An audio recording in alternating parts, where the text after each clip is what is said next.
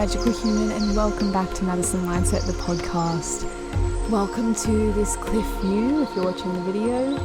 I'm outside. I found a new little track that was kind of path less travelled, and I thought, why not see where it goes? And it led to this beautiful spot.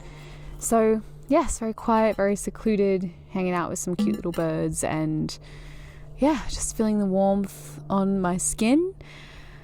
So yeah, I'm using a rock to prop up the phone, so apologies that the horizon is a little bit sloped. That's what happens when you're out in nature and you're trying to record things. It's very hard to get things level. I do still need to invest in an actual stand thingy, whatever you call them, tripod, for my phone, so it's a little bit easier for me because honestly, I just set things up against trees. I use logs, sticks, rocks, and my drink bottle and just kind of make it work. Right now, my phone's leaning on a rock and my shoe. Just kind of a bit of everything going on, but it works, but it just allows, there's a little bit more of a hassle. So a tripod would be useful. So yeah, thinking about that, but we'll see. If anyone has any suggestions for a tripod that would work well for podcasting, being dragged around outside, having different leveled legs, all that kind of thing, but not being the most expensive thing in the world, please let me know. Leave a comment or send me an email or DM me on Instagram. Just help me out a little bit. And I'm also just going to help you. You're going to help me with my shopping right now. So I'm also looking for a loop pedal because I am doing a little bit more with sound healing, and I would love to be able to layer some of my sounds. And I've been delaying it for a while. I'm like, oh, don't get a loop pedal, don't need a loop pedal. But I'm kind of like, nah, I do need a loop pedal. And I'm starting to actually do more sound healings on a larger scale and with the potential to do festivals and things like that. And I'm going to need a loop pedal for that kind of thing because you just can't amplify a lot of the sounds as much as you really need to. And because there's so many more people, you don't really have time to kind of bring the sounds to the people, which is what I would usually do in like a yoga class or something like that. You bring the shaker, the chime, the sound to the people. But in a group of 100, 200 people, you can't do that. So also open to suggestions. I've done a bit of work with musical production, but I haven't explored how loop pedals actually work. So if anyone has any suggestions, if you happen to be a musician or you have a loop pedal and it works well and it would work for like sound bowls, chimes, shakers, rain sticks, all these kinds of things, if I'd be able to record sounds on there with a mic or something and then like layer them, but without it being too complicated, because I really do create these sound healing songs on the spot. So I never really know what's going to happen. So the loop pedal, obviously nothing can be pre-done. And yeah, it has to be pretty fluid. So if anyone has any suggestions, if you know of a brand or if you know of something that would be a useful tip or something, again, comment below.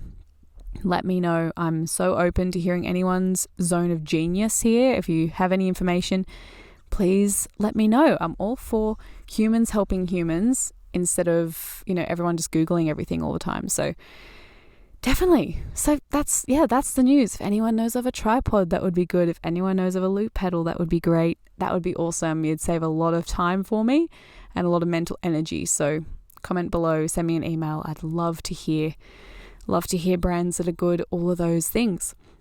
So for this episode, I am going to be going through my health no-goes. So meaning things that are just a no. That I'm just not going to engage in. All of these things have become very widely used and done as like a normal thing, and that's why I've chosen these 6 as the most. It's just become 7 just in my mind just now. 6.5, it could be included, but we'll say 7. We're going to write 7. Okay, 7 no-goes and my replacements for what I would recommend instead, because some of these things are kind of nice to kind of engage in, but I'm just going to tell you what I do instead so that you can find a replacement if you really don't want to be engaging in these things as well. So Just doing a little ant check before we get started. This is one thing about being barefoot out in nature. You get distracted, the ants get you.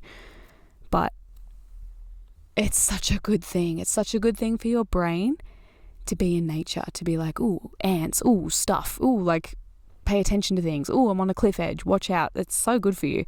Just, leaning over a desk with that like gross tech neck thing over this computer screen is just so not it, and so not what we're made for. Screw that. I would rather be on a rock looking out for ants. And you know what? When you get scratched up and bitten by things, you kind of get stronger, in every way. Yesterday I walked through all the shrubs and I got heaps of cuts on my legs because I happened to basically walk into a tree that is just made of spikes. So that was fun, but that's good for you. It's actually good for you. Makes you feel alive. So yeah, use the human body that you got. Get bitten by things, not deadly things, but get bitten by ants. It's fine. All right, let's jump into the first health no-go. And for me, that's going to be alcohol. Now, I'm going to give you 2 reasons. 2 very simple reasons. I could go into many reasons, but I'm just going to give you 2. Number 1, alcohol is listed as a poison. It's listed as a poison. Google it if you don't believe me. 2, alcohol is known as a level 1, stage 1, whatever you want to call it, carcinogen. Now, a carcinogen is something that is known to be cancer causing, and alcohol is like one of the top ones. Okay, so things like smoking, right up there in the top 1 range. There are different levels of how carcinogenic different things are, and I can't exactly remember if it's a stage 1 or a level 1 or whatever it is, but alcohol is in the top bracket of cancer causing things. This just went into 3 reasons. I was recently listening to a podcast where a brain scientist was talking about this very topic, and she said that there is no safe amount of alcohol. You know how people are like, oh, 1 glass of wine won't hurt, or 1 of this won't hurt, and 1 of that, just making themselves feel better. There is no safe amount of alcohol for the brain. It is toxic. It's a poison. You're killing off brain cells. You're destroying the body. And there's just no good reason to have it. There's no good reason to have it. I won't even go into the fact that, it gives you headaches, doesn't make you sleep good, it's a whole thing. And I understand why people do it. It's very social, particularly, in Australia. It's a huge thing. I don't know much about other cultures with alcohol, but I know it's big in other countries as well. But this is just a really toxic thing that we're doing, and it's a completely unnecessary thing. And it's seen as cool, which is a problem because when I was younger, I was peer pressured so much into drinking alcohol. Thankfully, I've always been a little bit stubborn, so I've never been drunk. People are amazed when like, you've never been drunk? Like, I've never have I been drunk. I've never done drugs, never done any of that stuff. I've always really kept my ground with that because it just doesn't seem right to me. And I'm so thankful that that's something I've never put my body through. Your body goes through so much in this life. Why throw your own, obstacles at your body? Why make it harder for your body? Why don't we make it easier for our body? So alcohol is just a no-go. I understand it's a social thing, whatever, but you know what? You can drink orange juice at a party and still have fun. You don't have to. If you have to drink to make it fun, it's probably not a fun party. Go to a better party, you know what I mean? So what do I replace this with? Kombucha.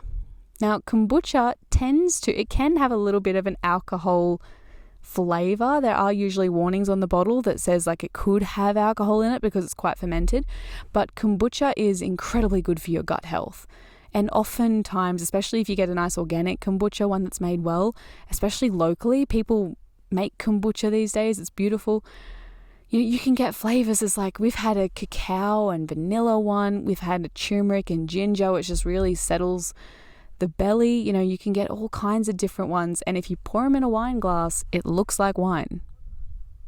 Looks the same. So if you want to stop drinking, but you don't want the peer pressure from your friends or the push, just have a little kombucha in your pocket and just pour that into a wine glass or whatever, and no one will question it. Trust me, I do it. I used to do it a lot when I was younger. Now I just drink it straight out of the bottle because I don't care. But I used to put kombucha in wine glasses. Everyone would think I was drinking alcohol, and I never once got questioned. So truly, switch the alcohol for kombucha. Your body will thank you. And just so we know, I'm not judging anyone here. This is just what I do. If you're here listening, this is on you. All right, this is on you. Exposing yourself to my thoughts. But yeah, all for freedom of choice. Do what you want to do, but as long as you've got all the information. Most people don't know how bad alcohol can be, and I don't think that's fair. I think you should have all the information before you engage in something or choose it. I mean, when you haven't had all the information on something and you've gone ahead and gone through with it or done it, and then you find out what it's like later, and then it's like, why did I do that? Why didn't someone tell me? Why wasn't I given all the details? I think we deserve all the details. So there you go. Number 2, coffee. Now this is a recent one. I used to say I drank coffee to prevent dementia and things like that, because there has been things saying that coffee is, potentially really good for the brain. 1 a day won't hurt, all the things. And I do believe that there's some element of coffee that is good for you. Black coffee, that is. If you're drinking coffee with milk and sugar, then you're kind of just missing the point. If you're drinking black coffee, black coffee doesn't break your fast. It's, they use it, for your gut and things like that. There's definitely an element to it. But if you're using coffee to wake yourself up, and you've even got this little addiction to it, and if you don't have it, you get a headache and get cranky, that's when coffee's not exactly the healthiest thing. They do coffee enemas, that they're really interesting, and it is a health thing. There are reasons to have a shot of black coffee, but the milk and the sugar and the cream and the foam and all that kind of stuff, no. The flavors, the pumps of caramel or vanilla or any of that, that's ridiculous. We're turning it into something that it wasn't meant to be used for. So what do I replace coffee with? Cacao. Now, cacao is known as the drink of the gods. That's how beautiful cacao is. Cacao has been worshipped, revered. There are multiple songs about cacao. There are cacao ceremonies. Cacao is a great coffee replacement because it does have a little bit of that pick-me-up feeling. So when I quit coffee, and I was terrified about quitting coffee, and this was only a few months back that I stopped drinking coffee. It was in February, so it's half a year back that I stopped drinking coffee, and I was like, oh, this is going to be so hard. The first day was tough. I had the cacao, and cacao was delicious. I forgot about it. The next day, I woke up craving cacao. I don't know why this was so easy, because I was definitely addicted to coffee, and I'd been drinking coffee for many years, like cappuccinos and things like that. And I thought this is going to be like a few months of detoxification, but it was only the first day that I didn't feel great. And then by the second morning, I kid you not, I woke up thinking, yes, cacao, because cacao is delicious. And there are some beautiful brands. My favorite brand is Sacred Cacao, but there are many different cacao brands that you can look into. Getting the best one you can would be ideal. And cacao, alongside giving you a mental pick-me-up, which is why people have coffee a lot of the time, cacao has magnesium, it has iron, it has zinc. It actually provides for your body. It actually does something for you. And cacao is known as a drink of the gods. It's something that we drink in ceremony to open our heart, to connect to Mother Earth, to set intentions. And that is such a beautiful culture around cacao. Look at the culture around coffee. No pain, no gain, go, go, go, get your caffeine in. It's not a healthy, suit and tie. It's not a healthy thing. Whereas the culture around cacao, the idea around drinking cacao is so pure and so beautiful. So I'm not talking about hot chocolate. Hot chocolate is sugar, right? Cacao is a different thing. So yeah, it's interesting. The day after I quit coffee, I was traveling around with my partner, driving from Melbourne up towards the mountains, and we went into a little coffee shop to grab some lunch, and behind the coffee machine there was a poster, and I just thought this was so funny to run into this the day after quitting coffee. But there was this poster, and it had a picture of a coffee machine and little tiny people underneath the coffee machine with their mouth open and their eyes in swirls and their body shaking of like just downing straight coffee. And then the words above them said, "Coffee owns me and I'm fine with it." And I just thought, that is exactly why I don't want to be a part of this. That is exactly why I don't think we should be drinking coffee every day, having multiple cups, relying on it to pick us up in the morning, relying on it to stop us getting headaches and feeling fatigued through the day. This is something that shows you're out of balance. So yeah, I don't think leaning on coffee to wake you up and to make you feel happy is a healthy thing. And too much coffee is not good for you. 1 cup a day, no, it's not going to hurt you, whatever. Maybe it has some brain benefit for sure, but probably only if you're having black coffee, because when you're adding milk and sugar and stuff like that, you're just not doing good things for yourself, let alone if you're adding flavors to it. So coffee's a no-go for me. Switched out for cacao. If you're thinking already like, you're suggesting like no alcohol or no coffee, what are you talking about? Just start with 1. If you're interested and you're like, no, I'd like to give it a try, start with 1. Whenever you break a habit or whenever you try and let go of something that has become part of your routine or has become part of your normal, there is a period of discomfort. I'm not going to lie to you. There is a period of like, I just want this or I just want that. But sometimes it's good to challenge yourself. Sometimes it's good to give yourself a little bit of a challenge in the name of taking care of yourself. Having a break from coffee, 30 days, no coffee, 30 days, no alcohol. I'm switching it to kombucha. Just even if you just give yourself a couple of weeks and just give it a try. It's hard, but you're strong. Use your will, use your strength. It trains inner resilience and strength and mental strength to put yourself through a challenge like this. I often do challenges of 30 days, no TV. And it is so tough. But by the end of it, it's great. We grew up watching TV, so I'm a little bit low-key addicted. I can easily just slip back into couch potato mode, staring at a screen, even if I don't enjoy it. So it takes a minute, but these little challenges, we're like, right, I'm getting up at 4 a.m. All right, I'm doing this. I'm having a cold shower. I'm doing whatever it is. It's good for you mentally. So don't be afraid to push yourself. You can always go back. You can always start drinking coffee again. There's no rule here, but I do suggest give it a try. You don't know what you don't know until you try something different. And you can't say that, I tried for 2 days and it just wasn't for me. You've got to actually stick through that hard period in order to see what it's like without it. So your choice, mental challenge taken up or not, probably a good thing to do around this. We're getting towards the end of the year. This is where people start to just give up and I'll start next year.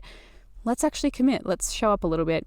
Number 3, wireless, if that's the right word, headphones, ear things, Bluetooth ear things. I've spoken about this before. Bluetooth is a form of radiation. Look it up. All the information is in front of you whenever you want it. How do you think things in your ears that have no cord to your phone just magically connect to your phone? If this cord wasn't here right now, this mic would not send audio into my phone, right? So if there was no cord, we could do it Bluetooth vibes. There's a connection. Now, this cord is a physical thing. I don't know how this cord works. All I know is that this cord is the reason that the audio is being translated into the phone right now, if that's the right word. I'm not very tech, as you can see. If we take away the cord and we're going to use Bluetooth, there is an invisible cord between my phone and the mic. That invisible cord is EMF, electromagnetic frequency. Those frequencies are harmful to human beings. They are cancer-causing, they are inflammatory, they are not something that our body should be coming into contact with, and unfortunately, we are absolutely bathed in these frequencies. And you look at the rise of cancers, the rise of mental health trouble, the rise of inflammatory diseases in our world since Bluetooth became popular, since phones became a thing. The rise is astronomical. Again, look it up. Look up, the rates of different things since phones, and you'll see it. There's a massive spike. So To put Bluetooth in your ears right next to your brain is ridiculous and absolutely crazy. You might as well grab some radiation and just like wear it as a hair clip. People have had these things explode in their ears. Remember how women used to wear, they'd have a phone in their bra? I remember when I was in school, like people would have their phone just in their bra, just where you would keep it. People get breast cancer where their phone is sitting. Why? Because it's radiating your breast. Same as men, if they put their phone in their pocket, they get testicular cancers and things like that because you're radiating the area. Anywhere the radiation is, you're just giving it this massive buzz, like a constant. It's like, how when you get an x-ray, doctors will go and hide behind a thing, or they'll wear something. Like last time I got an x-ray at the dentist, they left the room. They leave the room. Why? Because radiation isn't something you need to be exposed to all the time, and x-rays are a very strong form of radiation. So are the earpieces as strong as an x-ray? No. But you don't get an x-ray every single day for hours, do you? But your little earpieces, some people have them in driving, walking, working. We're talking 8 hours in the day, maybe more. 8 hours of radiation just sitting right here. It's not good. It's not good. And yep, you might go your whole life wearing them and nothing ever happens. That happens to so many people. People smoke their entire life. They never get sick. People drink their whole life. They never get any trouble with their liver and things like that. Like people, and then people who are perfectly healthy for some reason get sick. It really is a roll of the dice for each and every one of us. But everything you do casts a vote towards a certain future. And while it may not affect you, it could. So my opinion is just do the best you can. Try not to, not making things worse where you don't need to. I've got enough radiation. So what do I use instead? The classic original headphones with the cord, the original ones, because they don't use radiation. There are some cheap headphones that connect with a cord and will still speak to the phone via Bluetooth. So you got to be a little bit careful with the ones that you have and the ones that you buy. But if you have good quality ones and they connect directly to the phone, that's great. And even then, I only use those headphones once a week, maybe a couple times a week, and only for 20 minutes at a time. Okay, because that, I might say it wrong, is it tinnitus? The ear ringing that people get? This constant, I don't know if it's that frequency, but it would be really annoying. It's a frequency and it just rings in their ear. You have a really high chance of developing that and earlier by sending sound waves straight into your ears all the time. And that's a risk with the Bluetooth ones as well. It's just the sound right in your ear. So 20 minutes a day is more than enough. Ideally less. Play it out loud wherever you can. I know it can be nice just to, I'll usually go shopping and listen to my book or something like that. But if I've already had them in too much, then I'm not going to do it. We've just got to think about the impact of what we're doing. And unfortunately, we need a little bit of a wake-up call, I believe. Number 4, which is the one I added on, is putting the Wi-Fi router near your bedroom. Now again, Wi-Fi, the big ugly box thing that people usually hide in cupboards or put behind shelves or things like that goes in your house, that is the receiver for your Wi-Fi. Those emit quite a lot of radiation. I have seen some people put these on their bedside table or put them behind them or in their office room or in a space where they are in all the time. They should be as far out of the way as possible, away from you. And at night, turn it off, or at least turn your phone's Wi-Fi off so that connection isn't constantly searching and radiating, and not placing yourself in between the phone and the Wi-Fi router, because that's where that invisible cord is. So Wi-Fi receivers, whatever they're called, I don't know what they're called. I know they're not attractive. They should be kept as far away from you as possible, and definitely nowhere near the main areas or in your bedroom, because otherwise you're just bathing in it all night. not good. Number 5, staying up late. I go to bed at between 8 and latest 9:30. And I usually feel better when it's more around the 8. Why do I do that? Because physical healing that is done while sleeping has been shown to happen mostly in the hours before midnight. That is why even if you go to bed at 1 a.m. and wake up at 11, so you've had like 10 hours sleep, you feel terrible. You don't feel like you've had a nice rest. It's because your brain hasn't had time to do the things that it needs to do. You know, sleep is the time where your body rests, recovers, and heals. To not take it seriously is, again, ridiculous. Now, what do I do instead of staying up late? I get up early. A lot of people will tell me, I've had conversations with people that are like, I'm a night owl though, I get work done in the evening. I'm like, that's totally fine. If that's what needs to happen, that's what needs to happen. Fine. Again, it's a suggestion, but I find you can teach yourself to go to bed early. Go to bed early and get up early and get the work done then. It can take some practice, but this is another reason, like, I'm not really into the whole party culture or anything like that, because it encourages you to stay up until 2 a.m. And it's just not the go for me. The ideal party for me finishes at 8:30. That's me. That's how party I get. Party in the daytime. That's my, let's celebrate in the day, not at night. So yeah, I go to bed early and I get up early and I feel so good for it. I watch the sunrise, which is like a beautiful miracle happening every morning and no one's seeing it because they're scrolling on their phones in bed or avoiding their alarm. It's phenomenal to me. I watch the sunset, I have dinner, I do some yoga, and I go to bed. Or I read my book and I go to bed. And it is such a nice routine. Try and live as close to what our ancestors were living like. Okay, when there were no fluorescent lights, electricity, and things like that, what did people do when the sun went down? Every now and then they might have a really big fire, stay up a little bit later, tell stories, whatever. But they were going to bed pretty soon after the sunset. And when would you get up? When the sun came up. No one would just lay down, keep sleeping while the sun's like blaring on their face mid-morning, midday. Never. Like, follow the rhythm of our ancestors and you're living as naturally as you possibly can.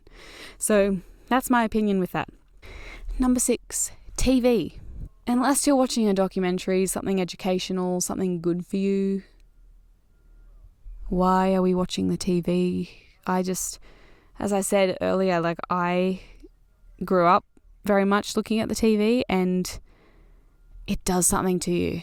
It just does something to you. It's not good for you. Doesn't serve you. Doesn't serve your eyes. Doesn't serve your brain. There's no real health benefit to watching TV. There's no benefit. It's just a time waster, life ruiner, and creativity ender. So it's not ideal. I read books instead, or listen to books. Listening to books is great because you can clean the house or make dinner or whatever, and you can just listen and you don't have to have your eyes on a screen. And reading books is so calming, and reading books has been shown to increase your creativity, help your imagination. It's good, it's actually good for your brain to read. So pick up a book, have a cup of tea and pick up a book and read in silence. It is so relaxing. Why wouldn't we do that instead of staring at a TV? Right? TV disrupts your sleep. Books put you to sleep. So yeah, it's a funny one, but I avoid TV. And the last thing, number 7, is eating too many sugary treats. Now, this is the one I'm currently working on because at the moment I am so into all the yummy things, but I am eating organic chocolate and vegan treats and gluten-free treats. So that's how I justify it to myself right now, but I know that's not exactly, the sugar is still there. So I'm working on that. And what I'm trying to replace it with is fruit. Right now I am so in love with golden kiwi fruit. So good, but I also have times where strawberries are just the go, or even when you buy frozen berries and warm them up in the pan and then have them with a little bit of honey or a little bit of coconut yogurt or something. It's so delicious. But that's amazing. Or if you're going to have like an organic treat, if you're going to have a sugary treat, try and get something that's homemade, that's local made, that's created with intention. So my sister makes these amazing cookies that are literally so good. I can't even explain it to you.